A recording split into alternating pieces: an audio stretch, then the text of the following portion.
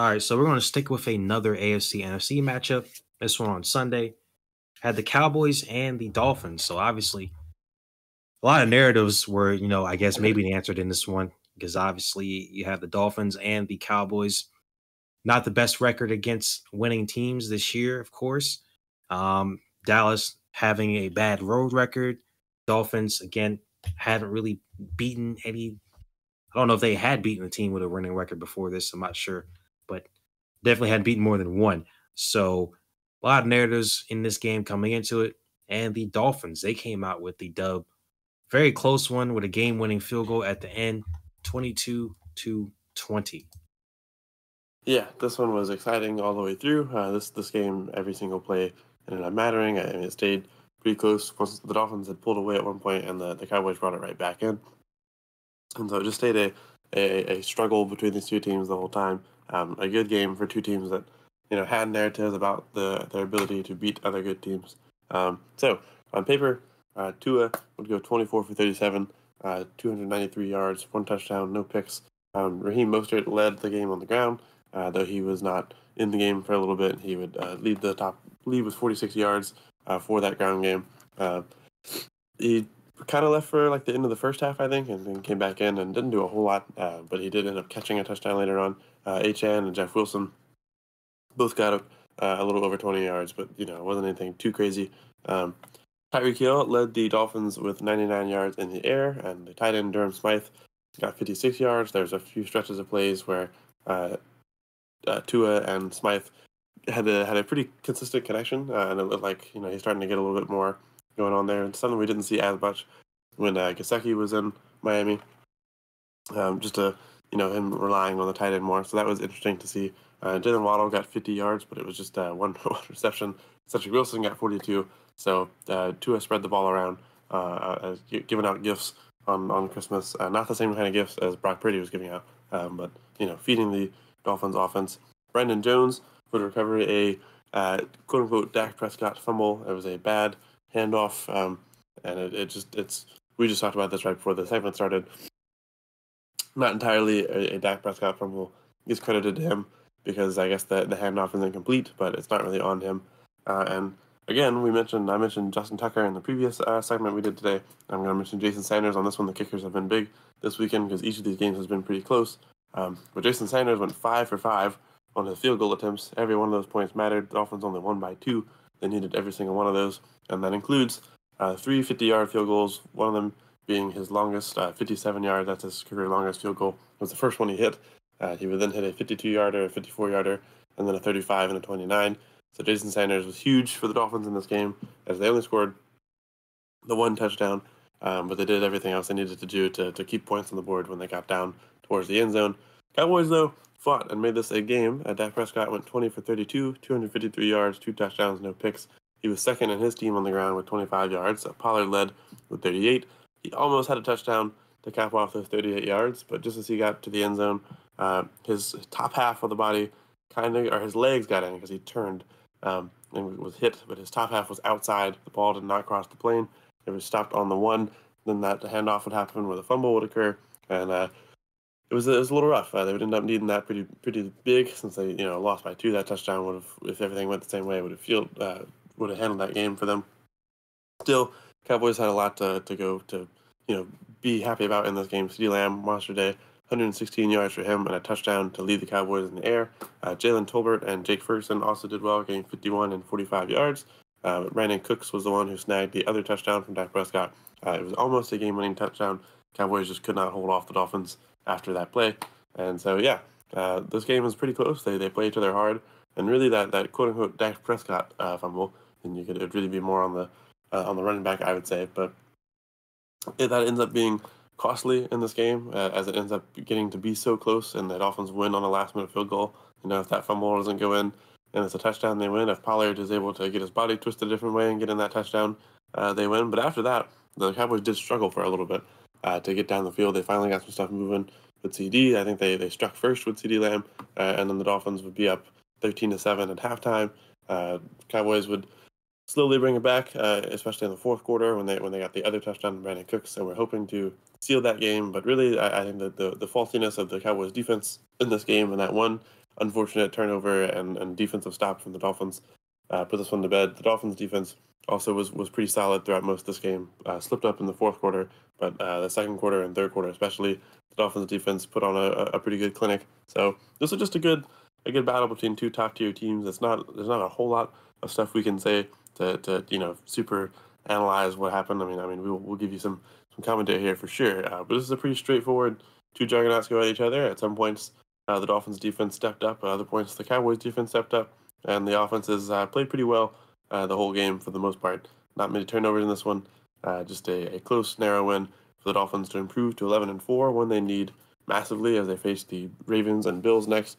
Cowboys going to be hurting from that one as their division-leading Eagles beat the Giants and get to play them again before the season's over. So Cowboys not going to feel too good about this one, but a playoff spot has already been clinched for them anyway.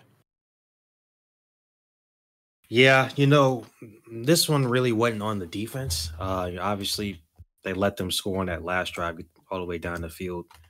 You did have a face mask on literally the first play, so that helped them there. But besides that last drive where they really didn't offer too much resistance to the Dolphins offense, I mean, the defense mostly did their job in this one.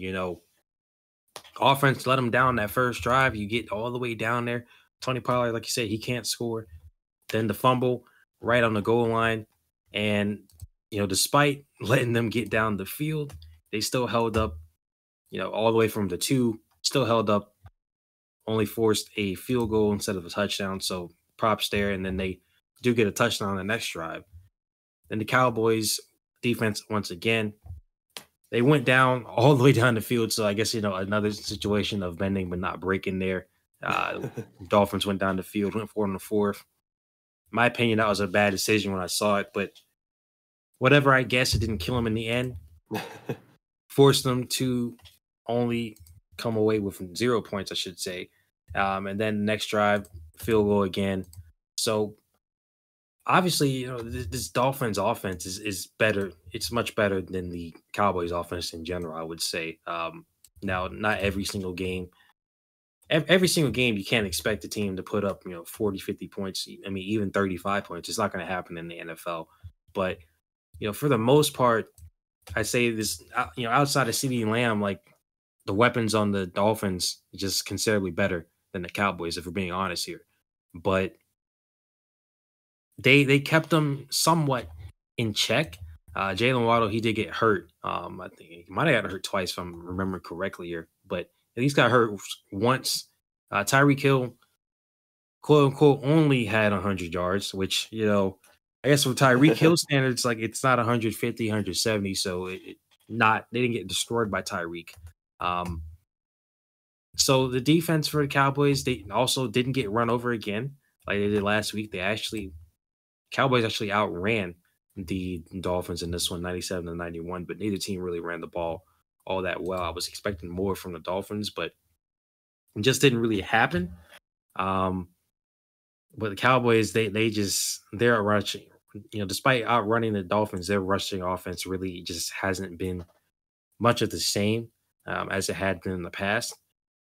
And another thing is just they didn't go to CeeDee Lamb as much as they should have. CeeDee had a good game in the first half, and then they just didn't go to him as much as they should have in the second. I don't know why that was specifically. I mean, I don't know their game plan, of course, but that kind of shocked me a little bit that they didn't go to CeeDee as much as they should have. I mean, they should be force feeding CeeDee the ball. If he's open, give him the ball. Like there shouldn't really be any. I mean, even if he's not super open, if he's somewhat open, and you can get him the ball, just do it. Because he's really been that one constant for him. For the past how many ever weeks now. Even going back to when they were on that little winning streak of theirs. So that's really the main thing for them is, the defense was able to, they let up at some points, but they did stop them. And considering who they were playing against on offense, I'd say they did mostly pretty well. And not continuing to stay with CeeDee Lamb when they should have. Again, we said this in a Niner video. They should have kept with Christian McCaffrey. I'd say they should have kept going to CeeDee. And of course, the fumble Obviously, on that first drive, obviously hurt because you could have at least had a field goal or a touchdown possibly. And then the last drive where you do get a touchdown, they have that long drive, penalties here and there. They get in the end zone, and then your defense, unfortunately, gets a penalty in the first play, and now they're pretty much at midfield with 3 minutes left. There's really not much resistance you can give at that point when all they needed was a field goal, and your kicker, like you said, was making field goals all day, even from a long distance. So, yeah, it's probably a tough loss for the Cowboys because at this point, with the Eagles 1 game ahead, only 2 games left in the season, it's not very likely that you'll be able to win this division. So it's got to be frustrating for them to just keep having these games where they're just not measuring up, especially against really good competition. Because outside the Eagles game that they had, a few weeks ago, they just have not been there when they played winning teams. On the flip side, Dolphins finally getting a win against a winning team. They that narrative hadn't been there as much for the Dolphins, but it's basically the same situation for them. It's just that the fact that outside of the Bills game, it's not like they got destroyed. So yeah, it's not like the Cowboys are dead or anything. They're only 10-5, so it's not the end of the world. But now that you're pretty much guaranteed to be going on the road, it's more likely than not that you're going to be facing off against the Niners or the Eagles, in the second round, something like that. You got to get this monkey off your back at some point with these road games and games against good teams. They just couldn't do it in this one.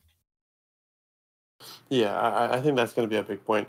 Although they were pretty much in jeopardy of losing the 1 seed, even if they won out, or the divisional leader seed, because of the Eagles' schedule and because of the certain tiebreakers there, and just the likelihood that they could make it all the way through. I think the biggest thing is going to be that now, despite that they'll get an easy first round matchup against the AFC South or NFC South leader, they will be on the road, and they have shown that they are not good on the road this season. This is another one where they come in to Hard Rock Stadium, and they don't get blown out by any means. They play a good game. They held off Dolphins off the high flying Dolphins offense. They held them to mostly field goals and a few punts here and there.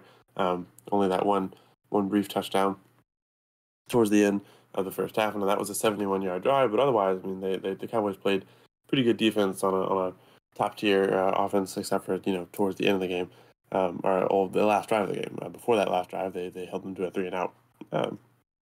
But this one that's what's gonna be the story. I think is that now the Cowboys are pretty much going to be guaranteed to be on the road, and they they were great against Philly in Dallas. They were not great against Philly in Philly. I mean, they were good. They didn't get blown out there either. But these games here, when we talk about the regular season, you can drop one and you can be okay. Your playoff chances stay alive. Obviously, now you're going to be a road team. You slip up and lose by 3 in the playoffs. You only lost by 3, but you have lost and you are eliminated. So, yeah, I like the way you phrased it. They got to get the monkey off their back here. They've got to start getting good on the road. They've got to mentally prepare now that likely they're going to be on the road. And it's time to figure out how do we get a win when we're not surrounded by the Dallas fan base. So, glad to see how that goes. I think it'll be exciting. This is obviously a disappointing matchup or result for them. Dolphins, crucial though. They needed it. They are still not out of the range of the Buffalo Bills. They need to probably just beat them in the last week. Though a win next week against the Ravens would also be super crucial in that. I think that might seal it up actually. So Dolphins putting themselves in a good position, not dropping one of their first of 3 pretty hard games coming up. So we'll see where this one goes. This is exciting. Be a good end of year regular season football. Yeah, and I wouldn't even call, that first based on what we've seen from the Bucks at least the past few weeks, they're probably going to win the division. You know, we saw that game earlier this year in that wild card round, same 4-5 matchup, what the Cowboys did to Tom Brady and the Bucks then. I don't think they would repeat that. But I would still pick the Cowboys in that scenario probably, but it's not going to be as easy of a game considering how well the Bucks have been playing.